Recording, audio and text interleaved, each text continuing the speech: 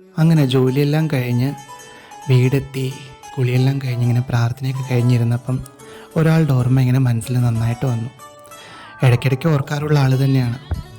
നമുക്കെല്ലാവർക്കും ഉണ്ടാവില്ലേ ഫേവറേറ്റ് ആയിട്ടുള്ള ഒരാൾ, മറക്കാൻ പറ്റാത്ത ഒരാൾ. അങ്ങനെ അതായത് വേറെ ആരുമല്ല, എൻ്റെ അച്ഛൻ്റെ പെങ്ങൾ. അതായത് ഞാൻ അച്ഛയമ്മ എന്ന് വിളിക്കും. കുട്ടിക്കാലത്ത് എൻ്റെ വികൃതിയെല്ലാം ഒരുപാട് അക്സെപ്റ്റ് ചെയ്യുന്ന ഒരാളായിരുന്നു എൻ്റെ അച്ഛയമ്മ. അതുകൂടാണ്ട് ചിലർ ചോദിക്കും, നിനക്ക് അച്ഛനെയാണോ അതോ അച്ഛയമ്മയോടാണോ അതോ അമ്മൂമ്മയോടാണോ ഒരുപാട് ഇഷ്ടം എന്ന്. ആദ്യത്തെ ഓപ്ഷൻ തന്നെ അച്ഛയമ്മ തന്നെയായിരിക്കും. പക്ഷേ എൻ്റെ അച്ഛൻ ഒരു പരാതിയില്ല. കാരണം എൻ്റെ അച്ഛൻ നന്നായിട്ട് അറിയാം എനിക്ക് ഏറ്റവും ഇഷ്ടം അവിടെ തന്നെയാണ്, ഞങ്ങൾ തമ്മിൽ അത്രയും വലിയൊരു ബോണ്ടാണെന്നുള്ളത്. അവൾ ഭയങ്കര പാചകറാണിയാണ് കേട്ടോ. എന്ത് ഫുഡ് ഉണ്ടാക്കിയാലും അതെ, എന്ത് മധുരപലഹാരങ്ങളാണെങ്കിലും അതെ, നമുക്ക് ഭയങ്കര കൊതിയായിപ്പോൾ.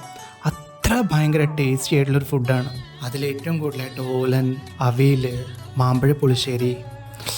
ഇപ്പം തന്നെ അങ്ങോട്ട് ഭയങ്കര കൊതിയാവുക. ഇനിയിപ്പോൾ അത് നല്ലൊരു ഓർമ്മകൾ മാത്രം.